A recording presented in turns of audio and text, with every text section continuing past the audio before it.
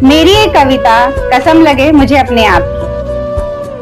अब अगर तूने मुझ पर तानों का डंक चुभाया, या अपशब्दों का तीर चलाया, या अपने तेज आवाज की बिजली मुझ पर गिराया, या धमकी की बंदूक चलाया, या थप्पड़ मेरे गालों पर लगाया, या बेइज्जती का ढोल बजाया, या मुझे फंसाने को कोई साजिश रचाया, तो कसम लगे मुझे अपने आप की, अगर मैंने अपनी मर्यादा को ना बुलाया, अपनी शक्ति तुम्हें ना दिखाया, नारी होकर मैं ये कैसे भूल सकती हूँ कि मैं ही जगत जननी हूँ और जगदम्बा भी, मैं ही आदि शक्ति हूँ और अनंता भी, मैं ही उमंग हूँ और तरंग भी, मैं ही सौम्य हूँ और प्रचंड भी।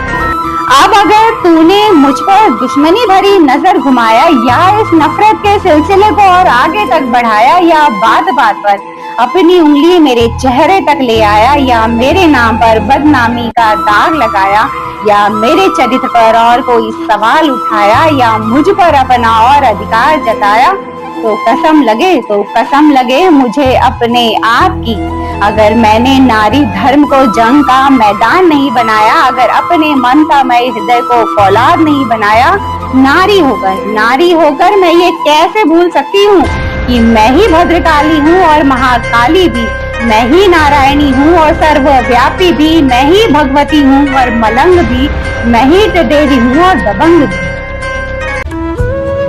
Thank you so much. आप सब ने अपना कीमती वक्त देकर मेरी इस कविता को सुना और मुझे उम्मीद है मेरी कविता आप सभी को बहुत अच्छी लगी होगी, और अगर अच्छी लगी हो तो मेरे वीडियो के ठीक नीचे एक रेड कलर का सब्सक्राइब बटन उसे दबा दीजिए, ताकि मेरा हर नया वीडियो आप तक आसानी से पहुंच सके और मैं आप सबके दिलों तक भी आसानी से पहुंच सकूं। तो आज की मेरी कविता है कसम लगे मुझे अपने आप की। तो इस टॉपिक पर मैं आप लोगों से बातें कर ये कह सकती हूँ कि देखिए, आपने चाणक्य के बारे में सुना होगा, बहुत ही विद्वान थे वो। तो उन्होंने भी स्त्रियों के बारे में ये कहा है कि स्त्रियां जो है कि हर मामले में पुरुषों से ज्यादा शक्तिशाली होती हैं। एक्चुअली देखिए, स्त्री को ना शक्ति और प्रकृति दोनों का मिला जुला रूप कहा गया है। स्त्रियों के बारे में देखिए, हमेशा ये कहा जाता है कि स्त्रियां जो है कि बहुत जल्दी धर्म के कामों में लग जाती हैं, भगवान की पूजा पाठ में उनका मन पुरुषों के कंपेयर में बहुत जल्दी लग जाता है, और ये लगना जरूरी भी है, क्योंकि अगर ऐसा ना हुआ तो औरतें जो है कि अपनी शक्ति का दुरुपयोग करने लगेंगी। अच्छा, मैं पहले आप लोगों को ये बता दूं कि शक्ति का मतलब सिर्फ ये नहीं होता कि आपकी शारीरिक ताकत कितनी है, आप कितने बलवान हो। शक्ति का मतलब ये बिल्कुल भी नहीं होता, ये बस एक रूप है, शक्ति का एक पार्ट है कि आप ताकतवर भी हो। लेकिन शक्ति के अंदर ये बातें भी आती है, जैसे औरतों को जो शक्ति मिली वो ये है कि उन्हें रूप दिया गया, उन्हें सुंदर बनाया गया, और उनके अंदर एक वाणी, एक मधुर वाणी दी गई। ठीक है, तो ये औरतों की शक्ति थी, रूप और वाणी दी गई। पुरुषों को जो है कि शारीरिक बल दिया गया।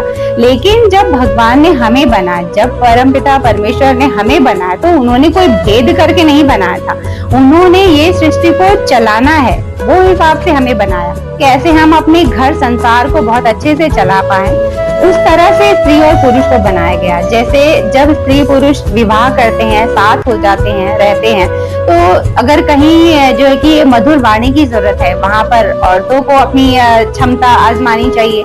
कहीं शारीरिक ताकत की जरूरत है तो पुरुषों को अपनी क्षमता आजमानी चाहिए। मतलब दोनों एक दूसरे के पूरक हो, ऐसा सोचकर हमें ईश्वर ने बनाया, ना कि ये सोचकर कि ये जो है कि ताकतवर बनाऊंगा और इसे मैं कमजोर बनाऊंगा। ऐसा कुछ भगवान ने सोचकर हमें नहीं बना। हमें भगवान ने ये सोचकर बनाया कि जहाँ ये काम आए वहाँ उसे आगे कर दिया जाए, जहाँ स्त्री काम आए वहाँ स्त्री को आगे कर दिया जाए। तो दोनों एक दूसरे के पूरक बनकर अगर जिंदगी को चलाएंगे तो जिंदगी बहुत अच्छे से चल पाएगी, ये सोचा गया। लेकिन आज हमने ये पूरी परिभाषा ही बदल दी है। हम औरतों ने खुद को छोटा समझ लिया। लेकिन अगर आप ये साबित कर रहे हो कि आप किसी से कम नहीं हो, इसका मतलब कि कभी आपने खुद को कम समझा, और यही हमारी सबसे बड़ी गलती कि हमने खुद को कम क्यों समझा। हमने तुलना शुरू ही क्यों की, लड़का और लड़की की तुलना शुरू ही क्यों हुई। सृष्टि का यही नियम है कि औरतों को शादी करनी और दूसरे घर जाना है। तो उनके रास्ते अलग हैं, पुरुषों के रास्ते अलग बनाए गए कि पुरुषों को जॉब करना है, घर संसार चलाना है, स्त्रियों को जो है कि बच्चे पैदा करने हैं, उन्हें जो है कि उचित संस्कार देने हैं, घर संभालना है। तो ये सब काम जो थे स्त्री और पुरुष के बटे हुए थे, लेकिन आज जो है कि स्त्रियां बाहर का भी काम कर रही हैं, घर का भी कर रही हैं, और सब करने के चक्कर में वो मतलब खुद को खो दे रही हैं। तो जरूरत है अब हमें फिर से सोचने की कि जो पहले हो रहा था, जो बहुत सदियों पहले हुआ जा रहा था हमारे देश में, वो बहुत सही था, वो ही सही था और वैसे ही हमें चलना था। और ऐसा नहीं है कि औरतों ने तुलना कर घर से बाहर निकल गई कमाने, तो ये हम औरतों ने ही कुछ गलत किया है, गलती पुरुषों की भी है। अगर पुरुषों ने अपने घर की औरतों को खुश रखा होता तो उन्हें घर से बाहर जाने की जरूरत पहले भी नहीं थी और अब भी नहीं होती। पुरुषों ने कभी जो है कि स्त्रियों का सम्मान नहीं किया, कभी उसे वैल्यू नहीं दी, कभी उसकी इज्जत नहीं रखी, जिस वजह से औरतें मजबूर होकर घर से बाहर निकली। पुरुषों ने भी गलती की है और आज उसकी सजा जो है कि स्त्री पुरुष दोनों भुगत रहे हैं। बच्चा जो है घर में पड़ा होता है, स्त्री ऑफिस में है, आदमी ऑफिस में चला गया और जो है कि औरत भी चली गई, बच्चे को कौन देख रहा है? बच्चे के लिए एक अलग से जो है कि दूसरी माँ खोज ली जाती है कि इसे पैसा दिया जाएगा और ये माँ का काम करेगी। ऐसा हो सकता है क्या कभी? आप सभी सोच कर देखिए। आएगा समय कि जब लड़का शादी के बाद ये कहेगा कि मुझे कमाने वाली लड़की नहीं चाहिए, मुझे वो लड़की चाहिए जब मैं काम करके घर आऊं तो मुझे वो एक गिलास पानी दे सके, हम परिवार को संभालने की कोशिश कर सके, अच्छा खाना बना सके जिसे खाकर हम सेहतमंद रहे। ये सबसे बड़ा काम है कि अगर आप अपने पति, बच्चा और घर को एक अच्छा हेल्दी खाना खिला रही है ना, तो ये बहुत बड़ा धर्म का काम है, बहुत बड़ा पुण्य का काम है कि आपने सेहत संभाला अपने लोगों की।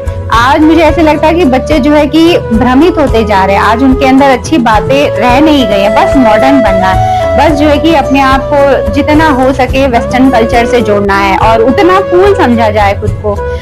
गाली गलौज, दारू पीना, शराब पीना, मतलब हम कहाँ जा रहे हैं? खुद कभी सोचिए तो सही।